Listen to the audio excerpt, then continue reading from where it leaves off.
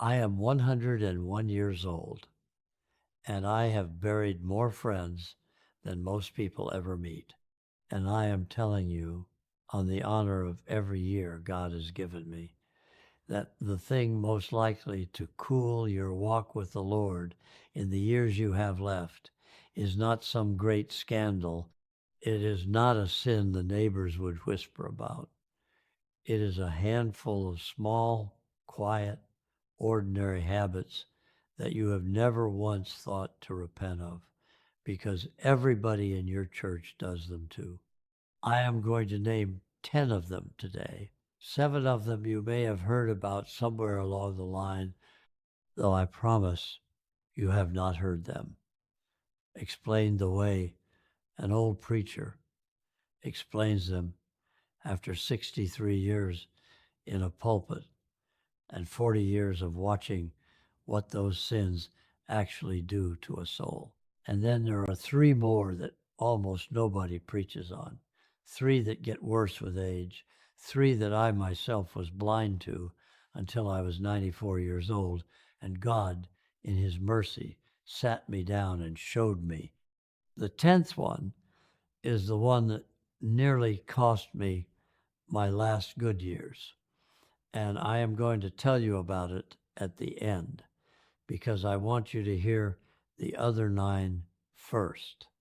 Fair warning, one of these is going to sting. When it does, do not turn me off. That sting is not condemnation. That sting is a doctor's hand pressing on the place that hurts so the healing can start. Let me tell you who is talking to you. My name is Harold Whitfield. Most everybody has called me Hal since I was a boy in Marion County, Tennessee. I was born in the spring of 1925 in a farmhouse with no electricity, and I have lived long enough to watch a man walk on the moon and long enough to watch my great granddaughter show me that same moon on a telephone she keeps in her back pocket. I went into the Navy at 18 and served in the Pacific, and I came home in 1946 with a duffel bag, a limp that never fully left me, and a hunger for God I could not explain to anybody. I went to Bible college on the GI Bill, married Ruth Ann Sutherland in 1949, and pastored the same small Baptist congregation for 47 years in a red brick building with a leaky baptistry and the finest people God ever made. Ruth went home to the Lord 6 years ago after 68 years of marriage. I still teach the Sunday morning class for the older folks, though nowadays some of my students are 20 years younger than me and they think that is very funny. I have preached over 3,000 sermons. I have sat at over 400 deathbeds. And I want you to know something before I go one sentence further.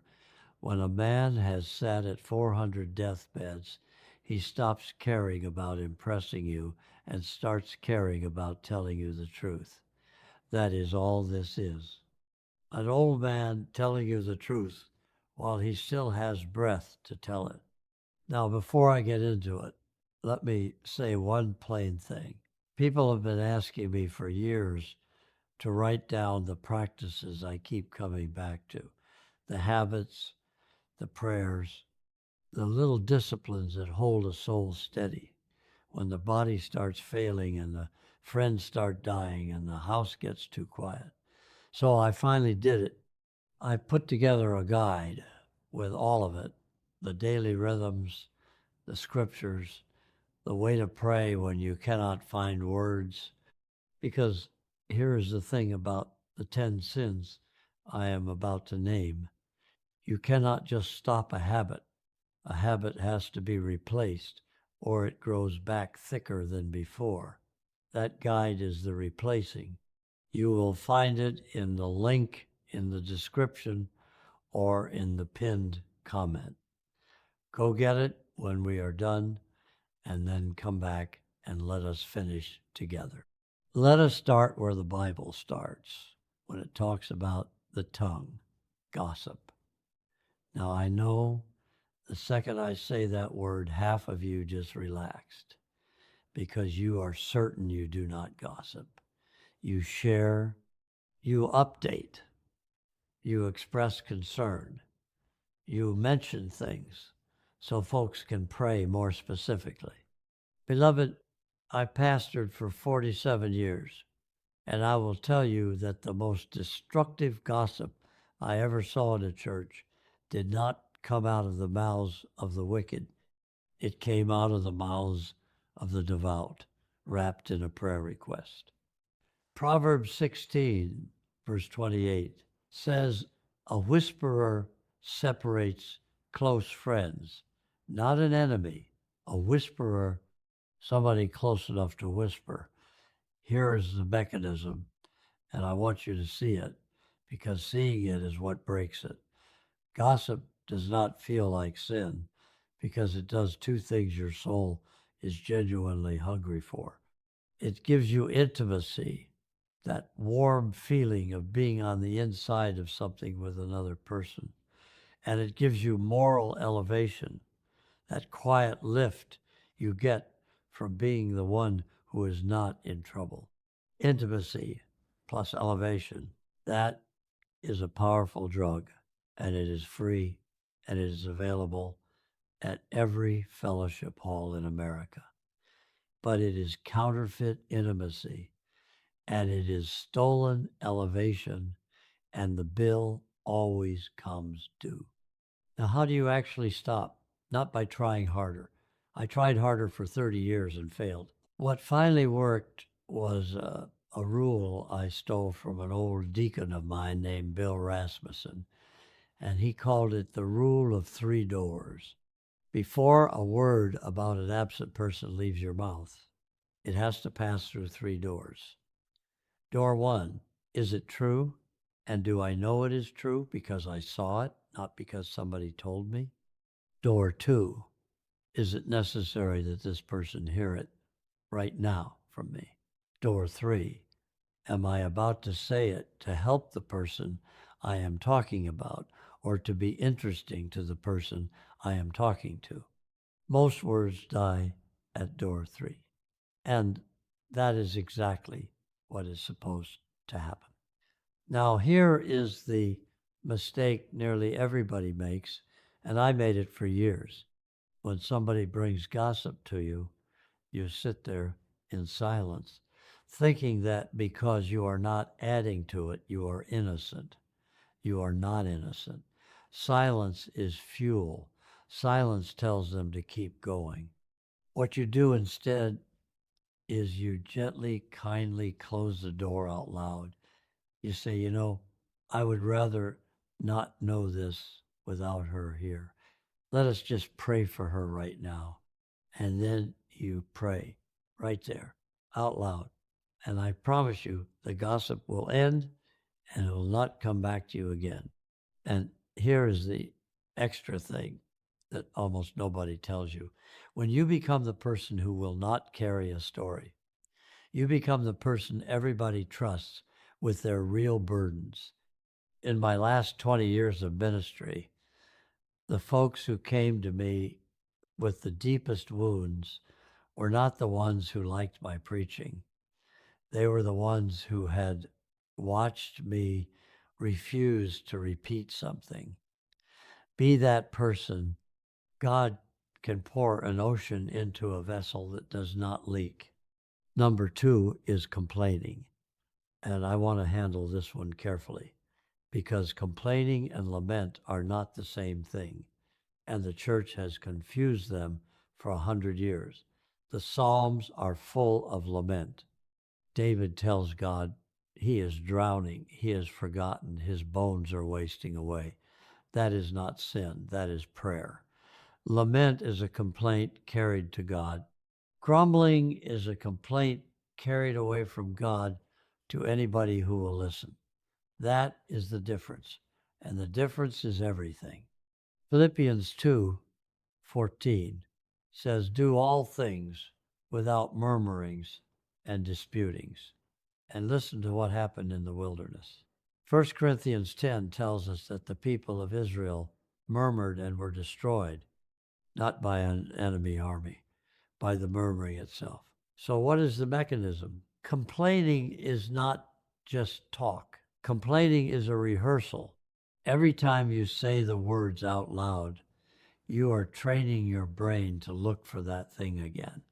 You are digging a channel, and the water always follows the channel you dug. I have watched it happen to my own friends. A man retires and he starts commenting on his aches, then on the weather, then on the government, the young people, the price of things. And within 5 years, this man who once led singing in my church cannot get through a meal without finding the sour spot in it, and he does not know how he got that way. Nobody wakes up bitter. Bitterness is a road, and grumbling is every step on it. Here is what to do instead, and I want you to actually do it, not just nod at it. Every morning before your feet touch the floor, name 3 specific mercies out loud, not general ones, specific.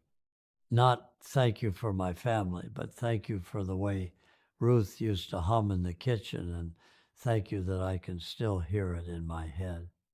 Specific gratitude is the only kind that changes you, because specific gratitude requires you to go looking and then during the day use what I call the redirect. The instant you hear a complaint coming out of your own mouth, do not stop mid sentence and feel guilty. Finish the sentence and then add one true good thing. My hip is killing me today, and I am grateful I have a hip that still gets me to the mailbox. You are not lying. You are not pretending. You are just refusing to let the sour word have the last word. Do that for 30 days, and I will tell you what happens. People will start wanting to sit next to you. And at 80, at 90, at 101, being the person other people want to sit next to is not a small thing. It is a ministry. The third one is lying. And I know you are already at ease because you have not told a real lie in years. So let me get uncomfortable with you. Ephesians 4:25 says, put away lying and speak every man truth with his neighbor. And Jesus said, let your yes be yes and your no be no. And anything beyond that comes from the evil one. Now, most of the lying in a Christian's life at our age is not about facts. It is about feelings. It is the I'm fine when you are not fine. It is the it is no trouble at all when it is a great deal of trouble, and now you will resent them for it. It is the, of course I'm not upset, when you are so upset you will not sleep. This is the lying that will hollow you out. Here is the mechanism nobody explains. Every small lie creates a small distance, and distance is what you are actually afraid of. So you lie to avoid it, and the lie creates it anyway. That is the trap.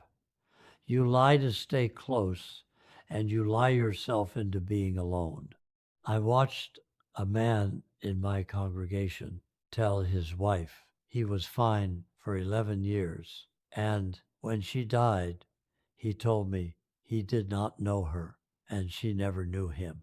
And he wept in a way I do not want to hear again. There is a practice I want to give you, and it is very simple and it is very hard. It is called the honest sentence. Once a day, say one true thing that you would normally soften. I'm having a hard week. I felt left out on Sunday. I would love it if you called me more. One sentence. Say it kindly, say it without accusation, and then hush and let it sit there. And here is the mistake to avoid. Do not confuse honesty with unloading. Honesty is offering someone the truth. Unloading is making someone carry it. Offer, do not dump. And the extra tip, the one I have never heard preached, keep your word to yourself too. If you tell yourself you will read your Bible at 7 and you do not, that is not a scheduling problem. That is a truthfulness problem, and your soul is taking notes. A man who lies to himself will eventually be unable to hear God because he has trained himself not to trust the voice inside. Fourth, envy and comparison. James 3:16 says, where envying and strife is, there is confusion and every evil work. Now, you might think comparison is a young person's sin, all that scrolling and posting. You would be wrong. Comparison is worse at our age, and I will tell you exactly why. When you are 30 and you envy a man, you can still tell yourself you have time to catch up. When you are 85 and you envy a man, there is no catching up left. The envy has nowhere to go. So it turns inward and it becomes regret. And regret is envy of a life you did not live. I have sat with dying men who were not afraid of hell. They were sick with comparison. Comparing their marriage to their brothers, their children to somebody else's children, their years to the years they thought they should have had. Here is what I learned to do, and it saved me. It is called the blessing reversal. The moment you feel that pinch, that little acid drop when you hear about somebody else's good fortune, you stop and you bless them out loud, by name, in prayer, immediately. Lord, bless Tom, give him more, let his good years be sweet. Say it even if it tastes like sawdust in your mouth. Say it especially if it tastes like sawdust. Because envy cannot survive in a mouth that is blessing. It is like fire in a room with no air. And then the second half, you thank God for one specific thing in your own portion. Not a big thing, a small, real thing. Psalm 16 says, the lines are fallen unto me in pleasant places. Your lines, yours. And the mistake I want you to avoid is this one. Do not compare your inside to somebody else's outside. You know every regret you have ever had, every unkind thought, every failure at 3 a.m, you know none of theirs. You are comparing your basement to their front porch. It is not an honest measurement, and God does not grade on that curve. Psalm 92 says, the righteous shall still bring forth fruit in old age. Still, present tense. Your tree is not done. Fifth, holding on to offense. Hebrews 12:15 warns about a root of bitterness springing up and defiling many. Notice the word root. Roots grow in the dark, underneath, where nobody sees. And by the time you see the plant, the root is already deep and wide. Here is the mechanism, and I want you to hear it plain, because I think it is the most misunderstood thing in the Christian life. Offense feels like justice. That is the trap. When someone wrongs you and you hold on to it, it does not feel like sin. It feels like the last dignity you have left. It feels like the only thing standing up for you.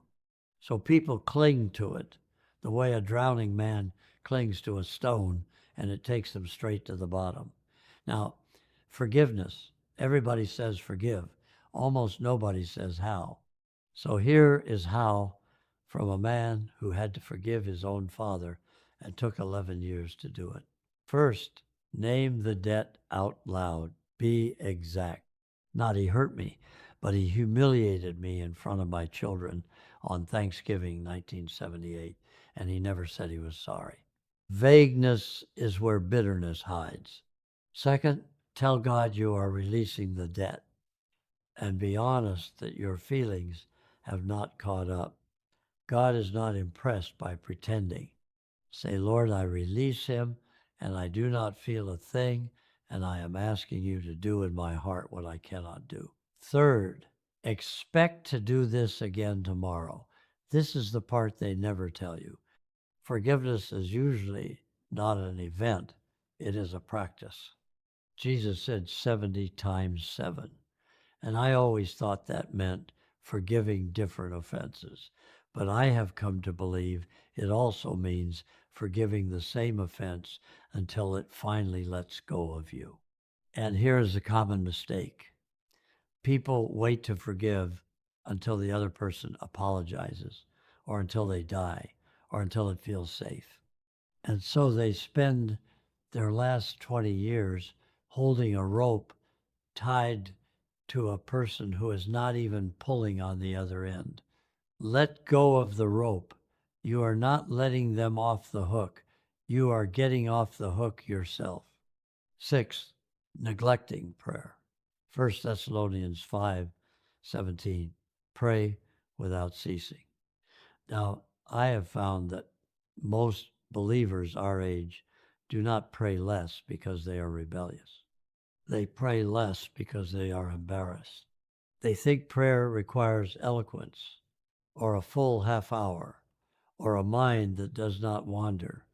And since they cannot produce any of that anymore, they quietly stop trying and feel ashamed about it. Let me set you free from that right now. God is not grading your grammar. Some of the truest prayers I have ever prayed were 3 words long, said in a hallway at 2 in the morning with my hand on a wall. Here is a structure that will hold you when your mind will not hold still, and it is old. It goes back centuries, and it takes 2 minutes. At the end of the day, you do 4 things. 1, you thank God for one specific thing that happened. 2, you ask him to show you the one moment you are most yourself in him, and the one moment you are farthest from him. 3, you confess the farthest one plainly, no speech.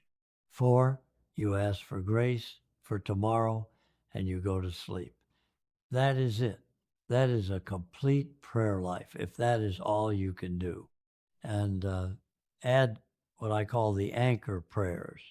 1 when your feet hit the floor, 1 at noon, 1 when your head hits the pillow, even if each one is a single sentence.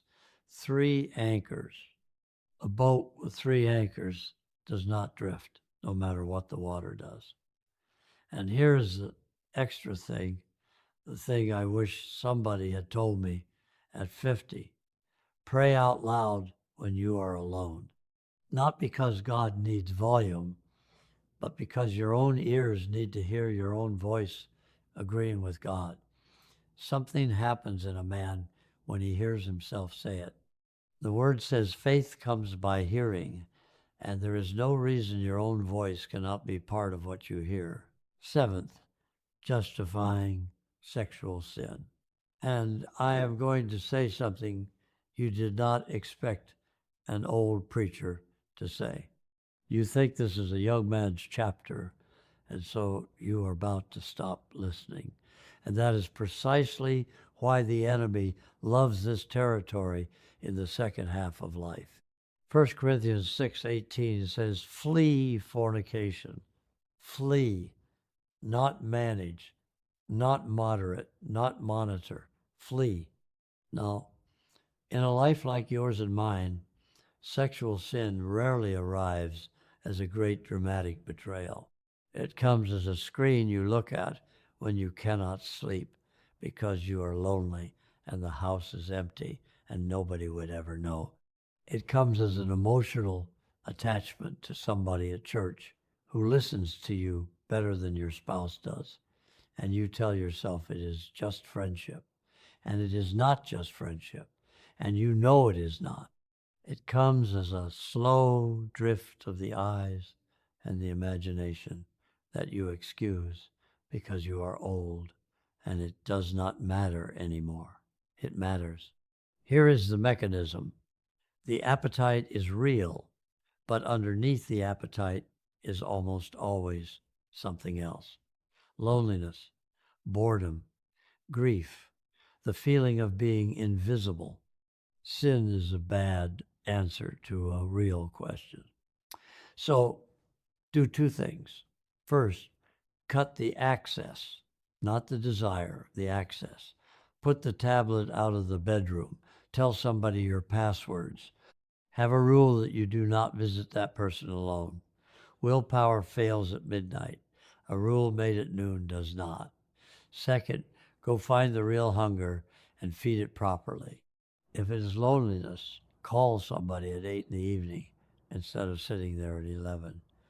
If it is grief, say her name out loud to God and let yourself weep. Job made a covenant with his eyes, and I want you to notice that he made it with his eyes, not with his feelings. You cannot always control what you feel. You can always control where you look and what you allow in the room with you. Now, here is where I go past what you came for, because those 7 are the ones you will hear about. But there are 3 more that get their claws into people in the last third of life. And I have watched them ruin good years in good people, and almost nobody names them from a pulpit. Number 8 is worry. And I want you to understand something that took me 60 years to see. Worry is not a personality trait. Worry is practical unbelief. It is a doctrine. Every anxious thought is a sentence of theology. And the sentence is, God will not be enough for what is coming. Now, I am not scolding you. Jesus did not scold his disciples for being afraid. He asked them a question. Why are you fearful, O ye of little faith? And in Matthew 6, he asks the most practical question in all of Scripture. Which of you, by taking thought, can add 1 cubit unto his stature? Not 1 inch, not 1 hour. Worry has never once in the history of the world changed a single outcome, but it has stolen millions of good days. Here is the mechanism, and this is important for those of us who are older. Worry masquerades as preparation. It feels responsible. You think that by turning the fear over and over in your mind, you are somehow getting ready for it. You are not. You are rehearsing it. You are living the bad thing many times instead of once, and most of the time, the bad thing never comes at all, and you paid for it anyway. Philippians 4 says, be careful for nothing, but in everything by prayer and supplication with thanksgiving, let your requests be made known unto God. And the peace of God, which passeth all understanding, shall keep your hearts and minds. Look at what it says. It does not promise the peace of an answer. It promises the peace of God, standing guard like a sentry at a gate over your mind. So here's the practice. When the worry comes, do not fight it, convert it. The instant the thought forms, say it to God as a request, out loud, in 1 sentence. Lord, I am afraid of the results on Thursday. I am asking you to hold me on Thursday. Then add the thanksgiving, because the verse says with thanksgiving. And the thanksgiving is not decoration. It is the mechanism. Thanksgiving is you reminding yourself out loud of the times he has already carried you. And a mind that remembers rescue cannot stay in terror. And the common mistake, the one that keeps people in the pit, they try to stop worrying at 11 at night, lying in the dark, alone, with the whole house quiet. That is the worst battlefield in the world. Get up, turn on a light, write the fear on a piece of paper, write the request underneath it, put the paper in your Bible, and go back to bed. You have moved it out of your head and into God's hands, and you have a piece of paper to prove it. I have a shoebox with 40 years of those papers, and I will tell you something about that shoebox. I have gone back and read them, and I could not tell you today what most of those terrible things even were. They came, God carried me, and they passed. That is the whole testimony of an old man. They came, God carried me, and they passed. Number 9 is the sin of omission, and this is the one that will surprise you at the judgment seat. James 4:17. To him that knoweth to do good and doeth it not, to him it is sin. Read that again, slowly. It is not saying that doing wrong is sin. It is saying that knowing the right thing and not doing it is sin. Most of us have spent our whole Christian lives keeping a list of things we did not do wrong. God is also keeping a list of the good we knew to do and did not do. The phone call we thought about making and did not make. The apology we composed in our heads for 11 years and never sent the young man at church who was drowning, and we noticed and we said nothing because we did not want to intrude. Here is the mechanism, and it is deadly in old age. Omission always disguises itself as humility. They do not want to hear from an old woman like me. I would just be in the way. Somebody younger should do it. That is not humility, beloved. That is fear wearing humility's coat. Real humility is willing to be inconvenient. So here is what I want you to do, and I want you to do it today, not next week. Think of the one person that God has put on your mind 3 or 4 times in the last month. You know exactly who I mean. You thought of them the second I said it. Call them, not text. Call them and let them hear your voice and tell them the true thing you have been carrying. It will take 4 minutes, and it may change the last chapter of 2 lives. There is an old woman in my church, 91 years old, cannot drive, cannot hear well, cannot walk to the mailbox, and every single day she writes 1 letter to 1 person by hand, and she has done it for 26 years, 9,000 letters. I have watched grown men cry in a parking lot holding one of those envelopes. She has no strength, no platform, and no money, and she has probably done more good in this county than I did in 47 years of preaching. There is no such thing as being too old to obey. There is only the good you know to do, and whether you do it. And now I will keep my promise and tell you the 10th one, the one that came for me at 94 and very nearly took my last good years. The 10th sin is contempt. Contempt for the world you are living in. Contempt for the young. Contempt disguised as discernment.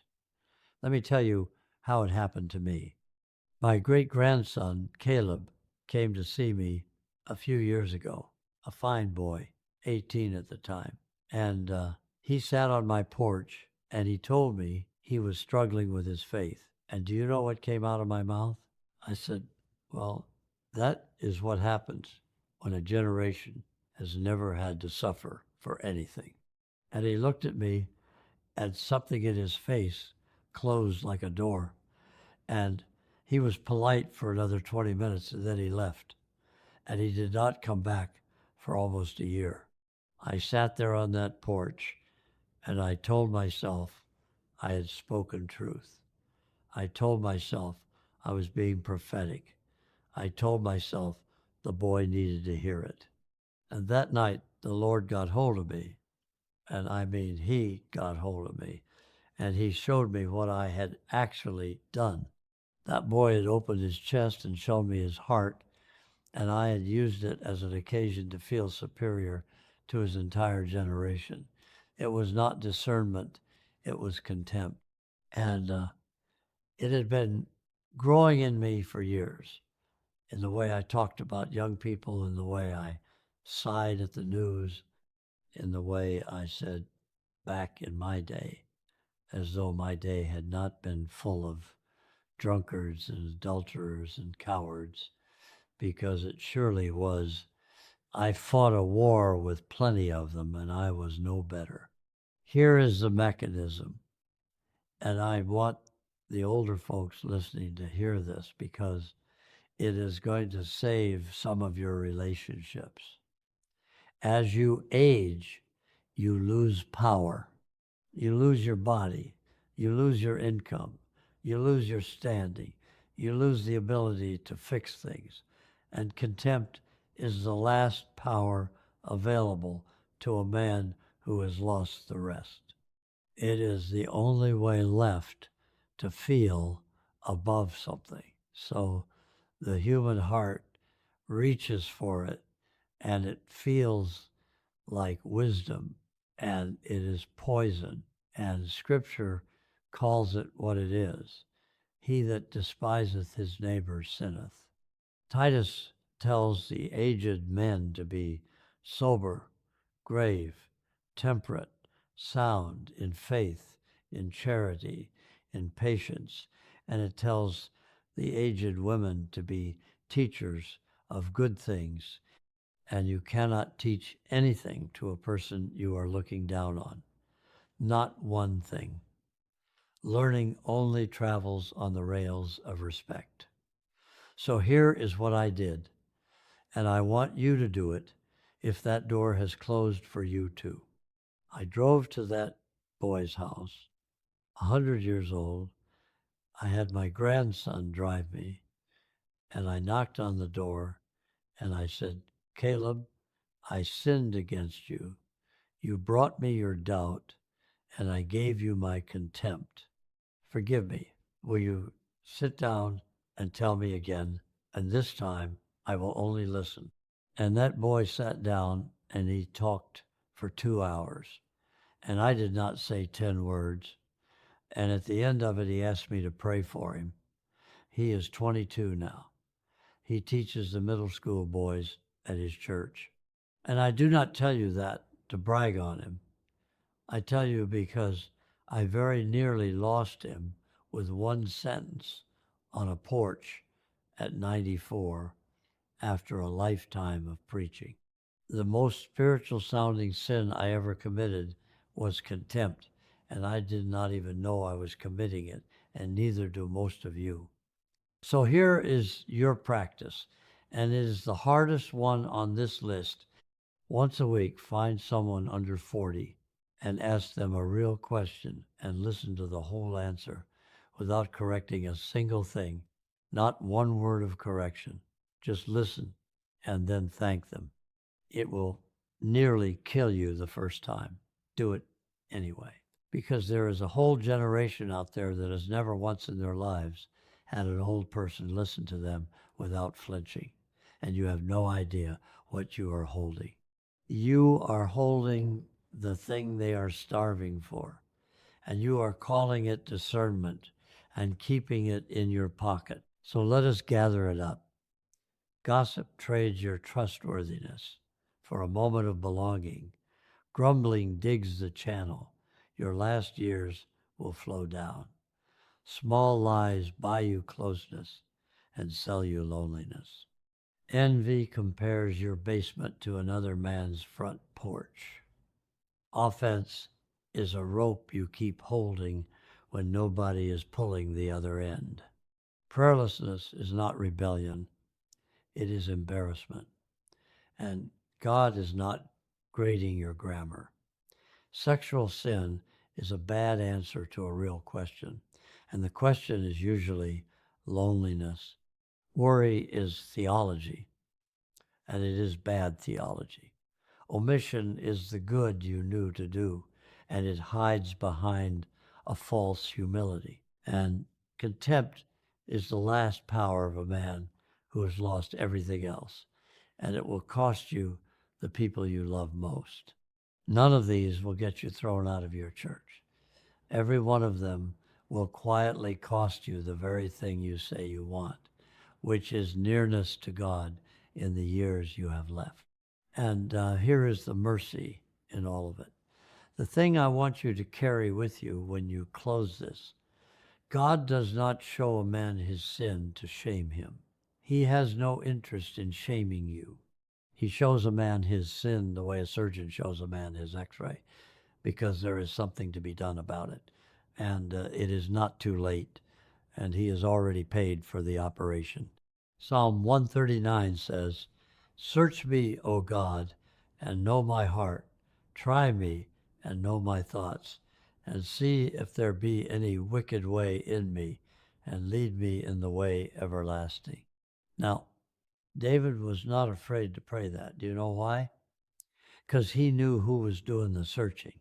It is not a prosecutor going through your house looking for evidence. It is a father going through your house looking for what is hurting you. I am 101 years old. I do not know how many more of these I get to record. But I want to tell you something that a man only learns at the very end. Not one of the good things in my life came from being impressive. They came from 1,000 small obediences that nobody ever saw. The words I did not repeat. The rope I finally let go of. The paper I put in my Bible at midnight. The porch I went back to. That is the whole thing. That is a life. And you are not too old, and you are not too far gone, and he is not tired of you. Now let me say plainly what I am and what I am not. I am an old preacher, not a physician, not a counselor, and not a lawyer. Nothing I have said today is medical or psychological treatment, and I would never want it to take the place of one.